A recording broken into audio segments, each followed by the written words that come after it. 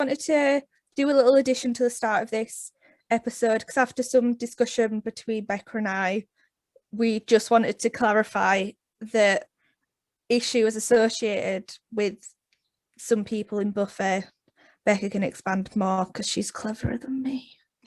Is cleverer a word? I don't think it is. I'm not cleverish. Cleverer. You have a degree. You have a degree. You have a degree. You have a degree in English. Anyway, carry on. Yeah, so because of the things that have come out since Charisma Carpenter came forward with her experience on the set of Buffy and Angel, with Joss Whedon, and then other actors in the series have kind of come forward with their experiences, we don't really feel comfortable with doing a podcast that's just going through Buffy episodes, because although it wasn't we were clear that it wasn't a Joss Whedon fan cast, putting something out that is just about his work, that's not something that we want to kind of promote, especially with how things are at the moment. So yeah, just to say that we are going in a different direction with what we wanted to do with this series. I think we're going to be focusing, like, doing little watches of other shows from our childhood, just to kind of see how it bears to rewatching and things like that, which is what I was looking forward to with the Buffy series that we were doing. But we can do other things and include less problematic people, which yeah. So we hope you enjoy this episode still, and just know that we've realised our approach might have been wrong. It was good, but not quite right. And I can't wait for you all to see what shows I have in line for Becca to sit and watch. So, well, I was until you said that.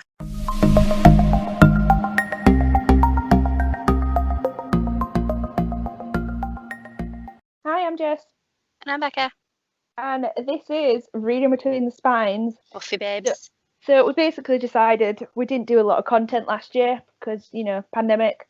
So we've decided to record episodes of our reactions to watching Buffy the Vampire Slayer. AKA the show of my childhood, because I watched it too young. So for a bit of background, I only remember one episode of Buffy that traumatised me. Mm-hmm. And I watched all of Buffy from seasons 1 till 7, apart from the series finale, because I have never been ready to accept that Buffy finished. So if I never watched the final episode, it never ended. And certain things that happened in the final episode never happened. So I could carry on with my life, happy in that knowledge. So I don't know what happened in it. I know there's a musical episode. Oh, stunning. Absolutely stunning. And I can't remember what season the episode is that scares me, but I can't wait to rewatch that and reopen some old childhood trauma. Which is the one that scares you? Is it Hush? The one where they don't speak? Is it that one? Because I've warned you about the one that messed me up and still has messed me up, where sometimes I worry that none of what is happening is reality. Oh!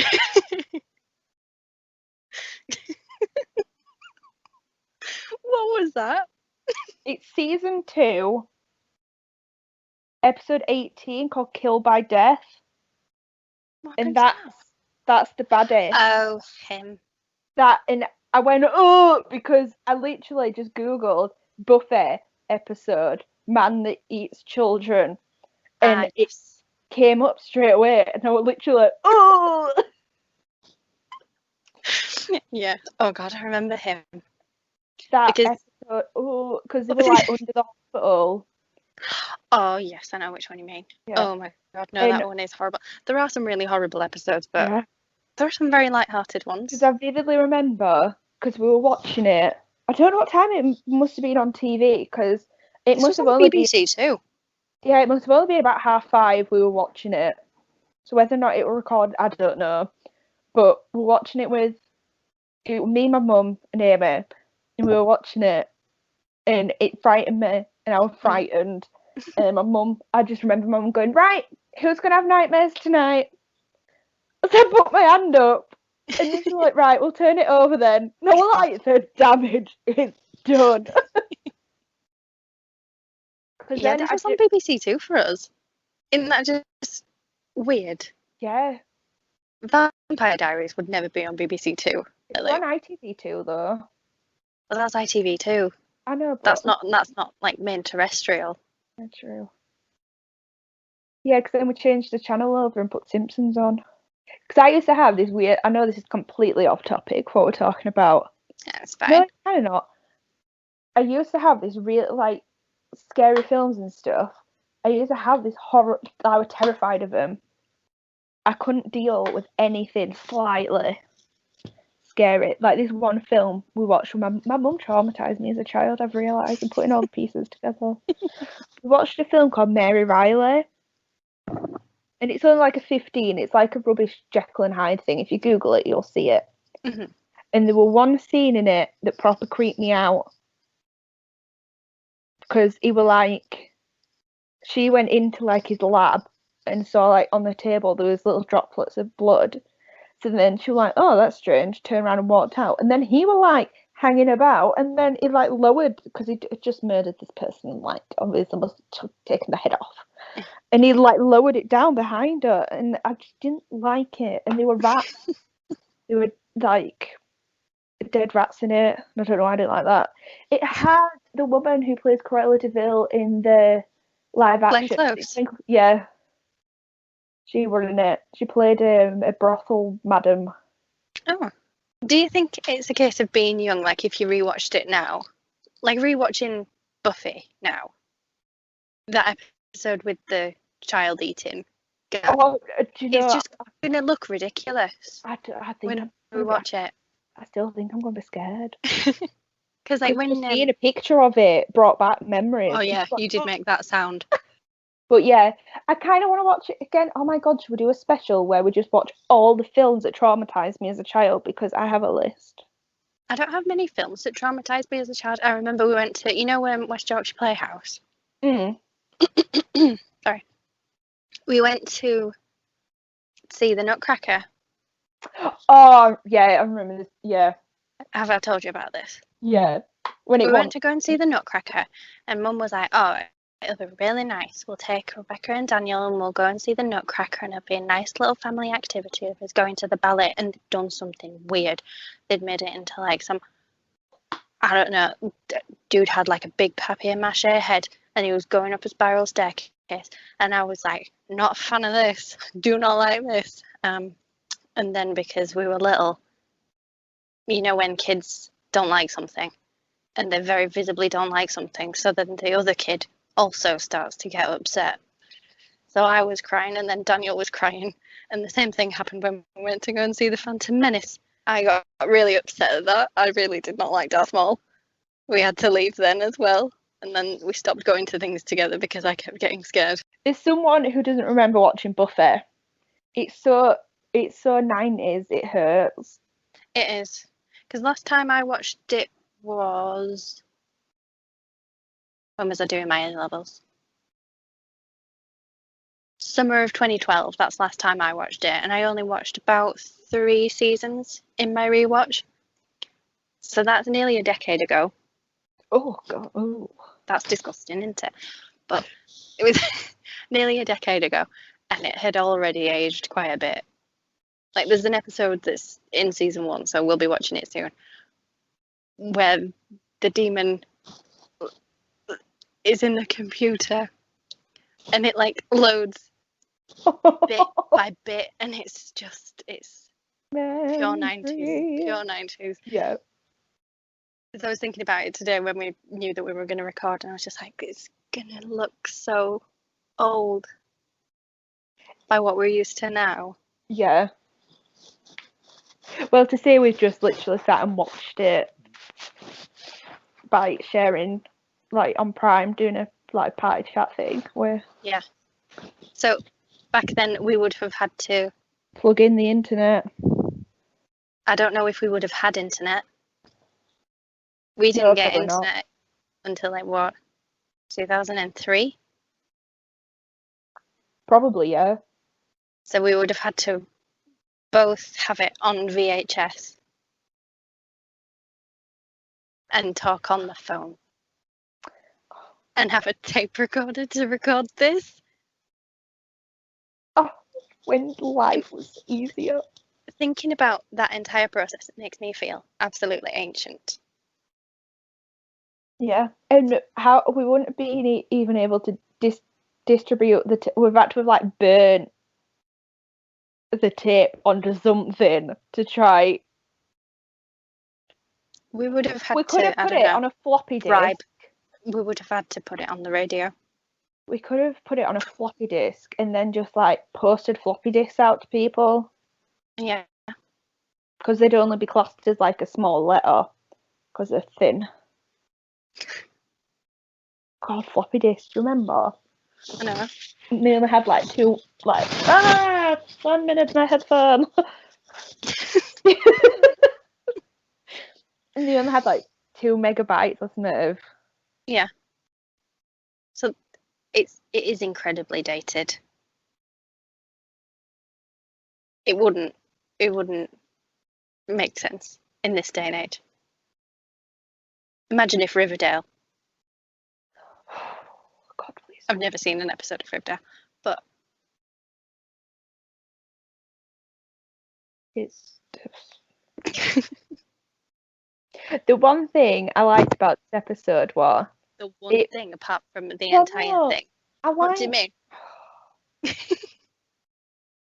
I liked it all. I'm just trying to like highlight points. We actually had some content. A lot happened in one episode. They crammed a lot in, but I liked it because the episode went really quick. Mm-hmm. But I think because it's quite, the show is set up like a villain of the week. Yeah. This is one of the main shows that has a villain of the week kind of structure. So they have that issue that week. So you have to explain it, expand on it, and then solve it all in that one episode. They've got that formula down already. Yeah. And it were to be continued. You never get that anymore because it's just the next episode you can like quickly jump onto because it's there. I mean, we can do that. We can do that now. I mean, but we are going to do that. In day when it were out, you had to. Oh, can you remember? I can't believe we ever sat and waited like a week for the next episode. Yeah. Wait for the next episode of the OC next Tuesday. And then you have to go in school on Wednesday and just be like, oh, I can't believe this happened. Wonder what's going to happen next Tuesday. What? I think we're quite technologically advanced to say that we grew up back in Buffy times. Yeah, it's weird, isn't it? Yeah, I think the episode. There's like, it was just a good episode. And I mean, the one highlight for me was that vampire coming out of the little blood puddle. Oh, when the master comes out, just levitating. Yeah, dramatically levitating out. That was floating out of his little puddle. That was magnifique. My highlight of the episode is every time that Willow appeared. She's my favourite character. She will remain my favourite character. And I aspire to be her. There were a few comments in it. It's like times have changed. When they say certain things or do certain things, and you're like, "Oh, that won't be allowed nowadays." Mm-hmm. Because I watched another film, Kindergarten Cop. What were you watching Kindergarten Cop for? It was just on TV. I think it was on Sunday. I was watching it. I was reading my book. I was watching it. Yeah. And there was one bit in that where the kid is like has some issues, and the mum comes in and she's concerned about him because he keeps on playing with dolls. Mm-hmm. And I'm like, that won't be allowed. And then next minute he turns around and he's like, I won't worry about it. Because obviously the mum were concerned that the son might be gay. Yeah. They didn't directly say it, but that's what you got. And then he was like, I won't worry about it because he's using the dolls to look up girls' skirts. And I was just sat there like, oh my god. That's so many issues in itself. I do love Buffy. It is not perfect and it's not without its issues. they are more evident as the series goes on, because this is a show written by Joss Whedon. And he is not a perfect person or a perfect writer. I have a lot of issues with him. Not personally, like, I don't know him. I've not got personal beef with the man. God, imagine if this was me being like, I do not like Joss Whedon, and here is why. I wondered why you were so pushy at watching Buffy. I blooming love Buffy. I just think I wish it wasn't Joss Whedon. I don't know why I enjoy so many Joss Whedon projects without liking Joss Whedon as a person. Buffy. Dollhouse. I loved Dollhouse. Absolutely loved Dollhouse. Firefly. Serenity. I love all them, and they all have so many problems.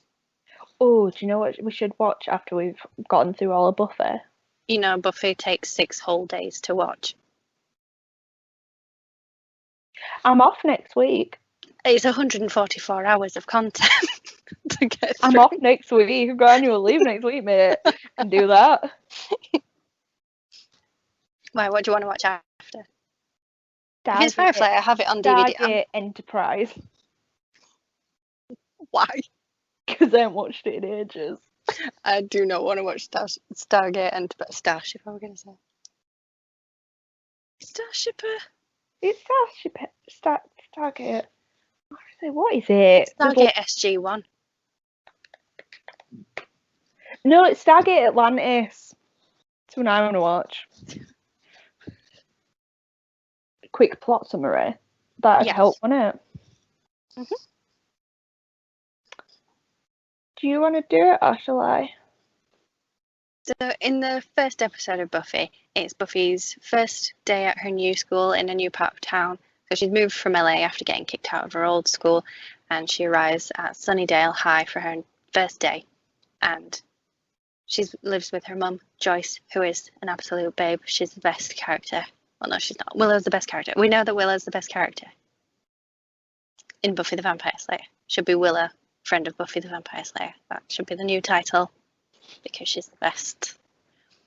But we love Joyce Summers. I know you haven't watched enough to fall in love with her, but I love her. I love her so much. The plot. I need to talk about the plot of the episode, don't I? Yeah. Right. So, Buffy's first day at the new school, and they discover a body that has bite marks in its neck and no blood in his body. Oh no, whatever could that be in severe Buffy anemia? Vampire Slayer? That's too much hospital work. Sorry, carry on. Yeah, so then she goes to the librarian and is like, I don't care about vampires. This is not my problem. And he's like, hey, I'm Giles. You should care about this vampire thing because you're the vampire slayer. It's your job. And she's like, I don't want this job. And he's like, well, tough cookies. So you gotta do this.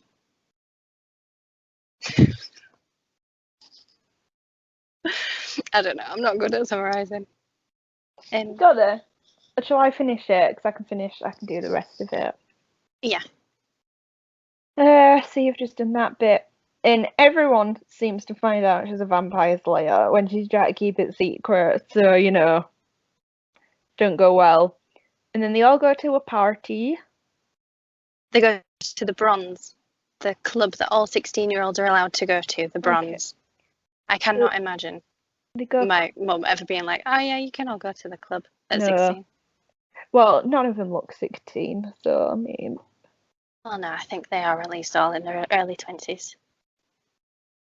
So they're all at the club. She bumps into a mysterious man. Vampire. Is he a vampire? Is he a vampire? Yeah, it's Angel. I don't think we know that he's called Angel. He is just Mysterious Man. So Mysterious Man is very much like, oh, I'm gonna take them all down.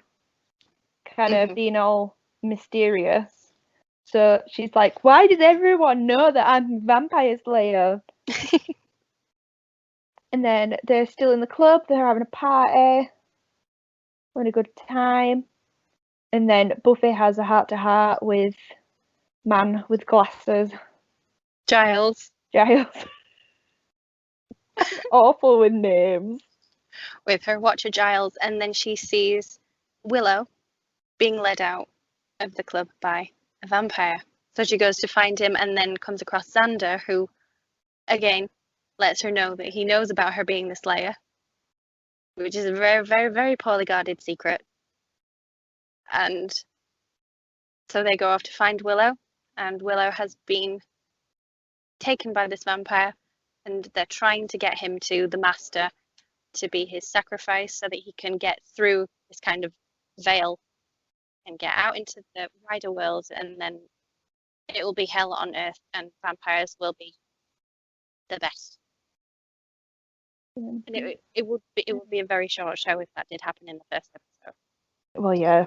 So they have a bit of a scuffle in a graveyard. Well, not a graveyard. What's it called? What are they called? Is it a crypt? Yes, yeah, that's the word. Or a mausoleum? Yeah. I One think of it's a them. mausoleum. Yeah, crypts are underground, aren't they? I don't know. I don't know. I should know. Not that well versed in cemetery buildings. I can tell you all about cremations, but crypts just are a bit. Nobody's getting cremated. As soon as the stake goes in, ash straight away. They don't need Exactly. cremations in this So show. then they can just get an urn and try like grab bits. We hope. So yeah, the episode ends. They have a scuffle, and then another vampire comes to help the bad person. And it ends with it to be continued, where he's about to like bite down. He's managed to like knock Buffy to the floor. He's about to bite down on her, and then it goes to be continued. Da, da, da. Shall we do a little to end the Buffy thing? Shall we do a out of 5 tombstones? 5 stakes. 5 stakes. That's a good, better one. 5 stakes. What do you? Oh wait, there are things in Buffy. There are some things in Buffy, like Xander, that I just want to put out there that we might talk nicely about Xander, but I'm not sure if you are aware of certain things that have happened after the show. No. Such as... Is he a cannibal?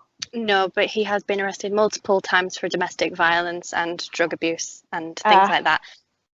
His character back then, very nice. Looking back, absolute dumpster fire. He is a man built of red flags in the show as well as outside. So I do want to put that out there for anyone listening. If we are nice about Xander, that doesn't extend. Yeah, to don't give us hate. in We're real talking life. about the character, not the actor. Yeah. That's just to say that. But apart from that, for me, the rating of this episode, 5 out of 5 stakes. Excellent. Never been done before. Absolutely outstanding. Made me very happy inside. I'd give it 5 out of 5, I think, as well. For a first episode, that was really you've not got the full nostalgia factor either, so that's just a nice 5 out of 5 rating for you as well. Because normally, like, your pilot episodes are sometimes a bit naff, aren't they? Every TV show, they're not the best, and like they develop from there. These were good. I don't know if that's helped by the fact that he had the film before. Very true. It's just something different, isn't it? Just sitting and watching. I'm just really not looking forward to the episode that's scared me, but we'll be okay. I think that watching it grown up and with full knowledge that in 2021 it would be 10 times more terrifying. Yeah. Like, the prosthesis in this is just going to be ridiculous. One thing I love about it was the lisps they all have because of the fake vampire teeth and stuff they've got in. Yeah. They just can't talk. Did you see the vampire bites on his neck? And the clear mark. Yeah. It was the clear ring of prosthetic around it, just like the mark where it went from Didn't even skin to try rubber. blend- Oh, excellent. Yes, Chef's they kiss. didn't even try Beautiful. blend it. They were proper chunky bite marks as well. How big are their teeth? Proper going at him. Because normally, because they're like obviously fangs, aren't they? So they're like more spiked. These were like two No, but like, drilled holes. but did you see their teeth? They were like fangs all the way around. Not Yeah. like on Vampire Diaries where they just kind of go and they're down. If I were a vampire though, I'd want the ones that just go. I'd want Tidier. that. I want that. I want it to be dramatic. I'd want to be like. Yeah, but in Buffy, none of the vampires look nice. They Oh. all look like demons that have crawled out of puddles. They just don't look. They don't look trustworthy. They look demonic. Well, they are demons technically anyway. They've just gone for that side, haven't they? Instead of making them sparkle. Because that's what I never got in Twilight. Because they don't have fangs, do they? The teeth are just. They're just sharp. Yeah. But I really do think Angel is everything that Edward thought that he was. He thought that he was super sleek and mysterious and brooding and dark, and he just ended up like this total dweebo. Sparkling dweebo. Just missed the mark. So that's a wrap for our first ever Buffy. Buffy Babes. Buffy Babes. First episode of Buffy Babes. I think it went quite well. It was a nice experience. It was, and it was just nice getting to chat to you again. Even though we chat every day. We literally talk every day. I know. I couldn't go if I didn't talk to you like every day. I'd get text, I'd get withdrawals. That's the real like, reason behind this podcast. Yeah, people are like, he's broken to Becca today. And if I haven't, I'd be like, no. Imagine if I didn't have like the internet for a day and I couldn't like no phone data and I couldn't talk to you. I'd be like, I'd drive to your house and I'd be sat in my car with my window down talking to you. Be my friend. Right. So sorry. Thanks for listening to the first episode of The Buffy Babes. Okay, so thank you for listening to Reading Between the Spines Buffy Babes episode 1. I hope you enjoyed it. I had fun. Jess, did you have fun? Say yes. I had yes. Okay. No Yes. pressure. No pressure, it's fine. If you want to follow us on our social media channels, my bookstagram is Fables and Fiction. And mine is Books for Becca, where I post books for Becca. That's me. So you can follow us there if you want updates on when the next episode's coming out.